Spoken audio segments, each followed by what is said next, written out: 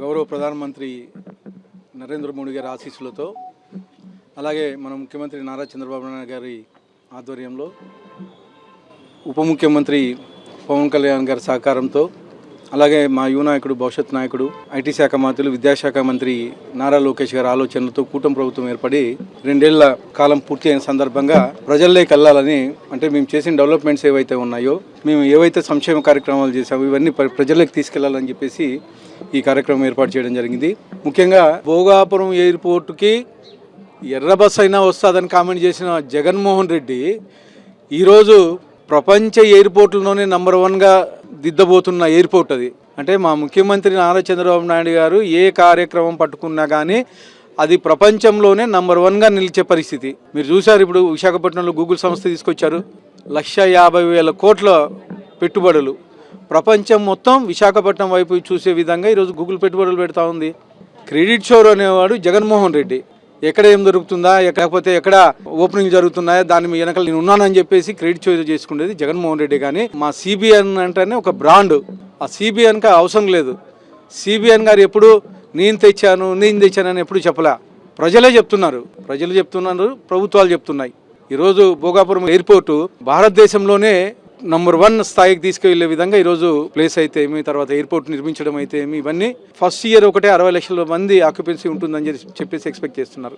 వచ్చే కాలంలో సంవత్సరానికి 4 కోట్ల మందికి పైగా అంటే మన స్టేట్ జనాభా ఎంత అయితే ఉందో అంతమంది అక్కడ ట్రావెల్ చేస్తారని చెప్పేసి ఈరోజు మా ముఖ్యమంత్రి వర్యులు గర్వంగా ప్రారంభిస్తున్నారు. ఈరోజు గౌరవ ప్రధానమంత్రి గారి చేతుల మీదుగా ఈరోజు Bhogapuram international airport, Alluri Sitaramaraju airport ప్రారంభోత్సవ సందర్భంగా మా అనంతపురం అర్బన్ నియోజకవర్గ ప్రజల తరఫున కృతజ్ఞతలు తెలియజేస్తున్నానని చెప్పేసి తెలియజేస్తున్నాను. అమరావతి రాజధాని అని చెప్పేసి ఒక చట్టం రూపొందించి అంటే ఇంకా ఫ్యూచర్లో ఏ ప్రభుత్వాలు వచ్చినా ఎవరు ముఖ్యమంత్రి అయినా మార్చలేని విధంగా అమరావతి ఆంధ్రప్రదేశ్ రాజధాని ఒక చట్టం రూపొందించి ఈరోజు అనేకమైనటువంటి డెవలప్మెంట్ కార్యక్రమాలు అమరావతిలో జరుగుతున్నాయి. 2029 కల్లా అమరావతిని కంప్లీట్ చేసి ప్రపంచంలోనే అమరావతి నంబర్ 1 సిటీగా చేయాలని మా ముఖ్యమంత్రి గారి ఆకాంక్ష. అలాగే పోలవరం 2019కి దాదాపు 70% కంప్లీట్ అయింది. ఆ కంప్లీట్ అయిన దాన్ని మళ్ళీ 2019లో జగన్మోహన్ రెడ్డి అధికారంలోకి వచ్చిన తర్వాత అసలు పట్టించుకోకపోవడమే కాకుండా అలాగే వదిలేస్తే కాపర్ డ్యామ్ కొట్టుకెళ్ళి మళ్ళీ 1,200 కోట్ల రూపాయలు అడిషనల్గా ఖర్చు పెట్టే పరిస్థితి.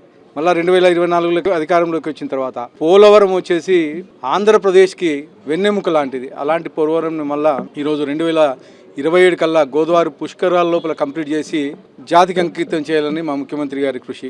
ఇలా చెప్పుకుంటూ పోతే అనేకమైన సంక్షేమ కార్యక్రమాలు, అభివృద్ధి కార్యక్రమాలు చేశారు. మీరు తొలి 5 సంతకాలు తీసుకుంటే పెన్షన్లు పెంచారు 3,000 రూపాయల నుంచి 4,000 రూపాయలు, 6,000 రూపాయలు చేశారు వికలాంగులకి. మెడికల్లో ఎవరైనా ఉంటే 10,000 రూపాయలు చేశారు. పూర్తి బెడెడ్ ఉంటే 15,000 రూపాయలు చేశారు. అంటే భారతదేశ చరిత్రలో ఏ రాష్ట్రము ఇవ్వనంత సంక్షేమ కార్యక్రమం ఒక పెన్షన్లోనే ఆంధ్రప్రదేశ్ ప్రభుత్వం, కూటమి ప్రభుత్వం ఇస్తూ ఉంది. తొలి 5 సంతకాల్లో డిఎస్సి ఒకటి. కనీసం జగన్మోహన్ రెడ్డి ప్రభుత్వంలో, గొడ్డలపాటి ప్రభుత్వంలో ఒక టీచర్ పోస్ట్ కానీ ఎక్కడ కానీ భర్తీ చేయలేదు. భర్తీ చేయకపోగా అప్పుడుండే టీచర్లని మద్యం షాపుల దగ్గర అలాగే బాత్రూముల దగ్గర నిలబడి ఫోటోలు తీపించుకుంటే దీనికి పెట్టారు. అలాంటి పరిస్థితుల్లో డిఎస్సి నోటిఫికేషన్ వదిలి ప్రక్రియ చేపట్టిన తర్వాత 150 రోజుల్లోనే డిఎస్సి పూర్తి చేసి 240 కేసులు కోర్టులో వేస్తే అవన్నీ క్లియర్ చేయించుకుంటూ 150 రోజుల్లోనే 16,347 పోస్టులు భర్తీ చేసిన ఘనత మా యువ నాయకుడు ఐటీ శాఖ మంత్రి, విద్యాశాఖ మంత్రి గారిది, నారా లోకేష్ గారిది. అనంతపూర్లో ఒక పెద్ద మనిషి పొద్దున్న లేస్తానే పని లేదు, పొద్దున్న లేస్తానే డిఎస్సి అని కలెక్టర్ ఆఫీస్ ముందు లేకపోతే సప్తగిరి సర్కిల్లోనే ఇదే పని మీదే ఉన్నాడనమాట. అంటే నన్ను మర్చిపోయినారు, నేను ఉన్నానని చెప్పేసి రోడ్డు మీదకి వస్తూ ఉన్నాడు రోజు ఒక పెద్ద మనిషి. అందరినీ వేసుకొని, జిల్లా వ్యాప్తంగా అందరినీ వేసుకొని, మీకు ఆల్రెడీ 11 సీట్లు ఇచ్చారు. ఇట్లా చేసుకుంటూ పోతే వచ్చే ఎన్నికల్లో కనీసం నా డిపాజిట్లు కానీ లేకుండా మీకు చేస్తారని చెప్పేసి తెలియజేస్తాను. మేము కేవలం 5 ఏళ్లలో 20 లక్షల ఉద్యోగాలు ఇప్పిస్తామని చెప్పేసి మాట ఇచ్చాం. అది 2 ఏళ్లలోనే 25 లక్షలు ఉద్యోగాలు వచ్చేటట్లా రూపకల్పన చేశాం. అలాగే ముఖ్యంగా మన అనంతపూర్ జిల్లా, ఉమ్మడి జిల్లా డిఫెన్స్ ఇండస్ట్రీస్ వస్తున్న దాదాపు 1,00,000 కోట్ల రూపాయలు ఈరోజు ఉమ్మడి జిల్లాలో పెట్టుబడులు పెడుతున్నారు. యుద్ధ విమానం మన అనంతపూర్ జిల్లా నుంచి తయారు చేసి పంపిస్తున్నాం.